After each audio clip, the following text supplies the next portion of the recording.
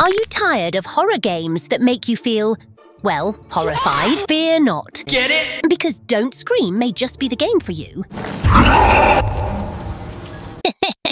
The horror game where the only threat is getting carpal tunnel from holding W on your keyboard for too long. Developed by Digital Cyber Cherries, Don't Scream is a found footage style horror game released in early access on October 27th of 2023, gathering attention from the Let's Play community for its unique premise. If you scream IRL, you die ITG. As in the game.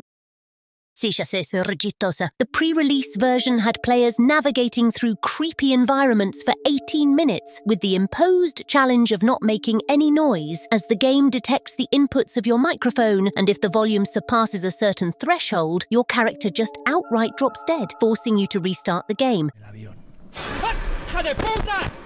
Many gamers played it and made videos about it, praising its incredibly photorealistic graphics, sound design and atmosphere, which are actually very impressive. I mean, this is one of the most gorgeous games we've seen in a long time, and the first time we saw it, we actually thought we were watching pre-recorded footage of a real found footage horror movie. However, no matter how pretty the packaging, it won't do any good if the contents inside are a steaming pile of cyber demon doo-doo. Since you need to make noise to kick the bucket, the game's way of making you scream was throwing jump scares at you. The game would feel very tense for a first-timer for a good 2.5 minutes, because if your IQ is high enough to tie your own shoelaces, you surely were quick to realise after the first 3 jump scares that the only conditions to trigger a game over in the pre-release of Don't Scream were to make loud noises for the microphone to detect.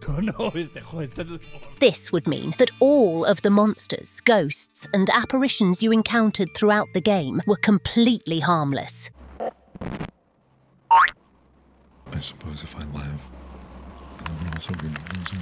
And once you realise that nothing can really hurt you, any sense of dread or danger is immediately gone. By that point, the screaming mechanic becomes a mere annoyance that will accidentally get you killed whenever a loud noise happens in the background of your home. Remy, voy a cebar unos matecitos. ¿Quieres un mate? Ah, bueno, sí, dale. Dale, buenísimo. Ahí te traigo. La concha de mi hermana, Roderick. It would not help that there was no other thing to do aside from exploring the environments. So if you were aware of the gimmick, all you had to do was press W for 18 minutes straight, because the timer wouldn't count down if you were standing still, making the game a literal walking simulator with nothing to do. At the very least, they made sure that you could not mute your microphone while playing, ensuring that the only 7 people who were actually scared by this game wouldn't cheat. At this point, I'd never let this game cook again, to be honest, because you should leave that task to this video's sponsor, Factor. The flavors are melting on my tongue! Factor delivers fresh, chef-crafted meals that are ready to consume in just 2 minutes. No more spending time in the kitchen pretending to be Gordon Ramsay or grabbing your 25th Krabby Patty of the week. You can now save time and be healthy by choosing from over 35 meals each week, including keto, calorie smart, vegan, and more. Perfect for all kinds of wacky diets you may have. There's also snacks, smoothies, breakfast, and even gourmet options if you're one fancy Lil Poggy. And since nothing is set in stone, you can adjust your meals, skip weeks, or reschedule deliveries whenever you need to. Factor is super flexible and fits perfectly into your gamer schedule, aside from also being affordable and sustainable, offsetting 100% of delivery emissions. So not only Factor is good for you, it keeps us from getting into a new ice age. By using our link or scanning our QR code, you can get 50% off and free shipping on your first Factor box. So don't be wasting any more precious Elden meme time. Huge thanks to Factor for sponsoring today's video. However, we have to keep in mind that this was a pre-release version of the game, so it's to be expected for it to be unfinished or unpolished. In fact, the whole idea of the pre-release was to give the developers feedback on the game, so they would make the proper adjustments and patches to ensure a richer horror experience. Because this shit sucked. No. We were in fact among the ones who suggested changes to the developers, asking to please add actual threats to the player character's life in order to increase the tension and fear factor, as it was commonly agreed that the game lacked any punch once its harmless nature was revealed, and the gimmick of not screaming could not carry the game by itself. I was right. I did sense something. Well, I'll have you know that on October 28th of 2024, the final full version of Don't Scream was finally released to the public. The question being, have they actually improved the game? Y la verdad que no. Sigue siendo una poronga. The full version of Don't Scream adds a few more features that make the game go from effortless to at least it's not putting me to sleep, to prevent you from beating the game simply by holding WA for 18 minutes while you take a nap. A battery system was added to make you actually search for something instead of wandering off aimlessly. If your battery runs out, you die, and you gotta restart the game. To incentivize exploration, the game keeps track of what locations, relics, and achievements you have acquired in a tab called Progress. There's quite a few of them, and finding them all while playing blindly can take a while, adding some sort of replayability to the game. As pointed out earlier, these locations look graphically gorgeous, and some of them are also quite interesting or creepy, picking at your curiosity and leaving you wanting to know more about them. You'd think that in the Progress tab, you could have a bit of lore about these locations, but sadly, all you get is a text description of what you already saw in-game, with no further lore or information. You can jump into the location straight from the Progress menu, but it's just another walking simulator with no real objective other than exploring the environment. Whoa! This is worthless. But enough about collectibles. What about the horror? Was the game improved to provoke tension, despair, and a sense of danger on the player? Well... no. If I see this, I'm fucking it. The game still follows the same premise. You drop dead if you make a sound. About 95% of the game's jump scares still don't harm you at all, even when it would make logical sense that they would.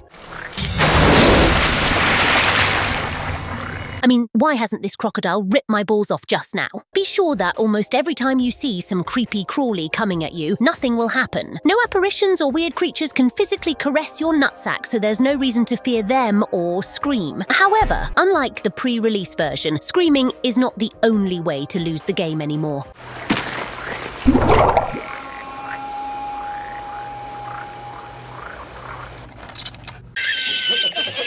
The developers introduced a few environmental hazards as threats. Really spooky things such as falling from too high, traps,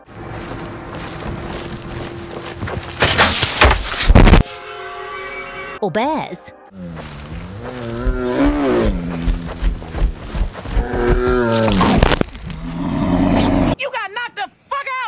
I don't think the developers really got the memo when players told them that they needed a sense of danger for the game to be scary. Having alternative meanings of being Thanos snapped only works if these meanings are somehow tied to the main mechanics of the game.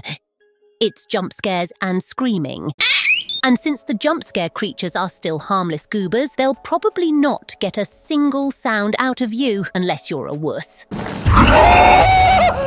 Plus, you'll quickly learn to avoid falling, traps, or the bears and their distinctive growls after losing to them once or twice. There is one jump scare that's different to the rest, though.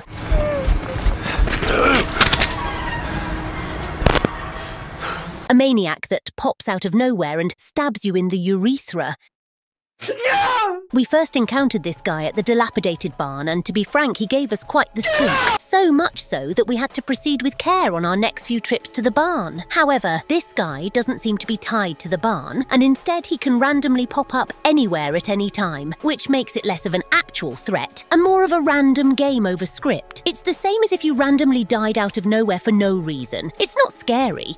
It's just annoying. Fortunately, it doesn't seem to happen too often enough to be a big annoyance. But regarding horror, this just ain't it, dude. But anyway, once the 18 minutes have elapsed, a chopper will come to pick you up. You simply signal it and the game is over, sparing your fingers from osteoporosis. I have sauce. It is honestly sad to see that the developers couldn't seem to grasp that a good game doesn't really need jump scares to scare you. It's as if a comedian's only way of making you laugh was by tickling your balls or something. A creepy atmosphere accompanied by the fear of unknown threats hiding in the darkness is more than enough to keep you by the edge of your seat for a whole playthrough if done correctly. And while this game does have a scary and threatening atmosphere, it is completely ruined once you realize that you're completely safe most of the time. You're basically playing the video game equivalent of a haunted house, and by lacking any kind of story or lore reason for where you are or what you're doing, you're once again left with a mediocre walking simulator with just a few collectibles to excuse some sort of replayability. If you want a really scary experience that combines things from some of the best horror game franchises, you should take a look at Tormented Souls. Seriously, this thing is actually fantastic. We'll probably talk about it in another video, but for now, that's it. Nos revimos. Ciao.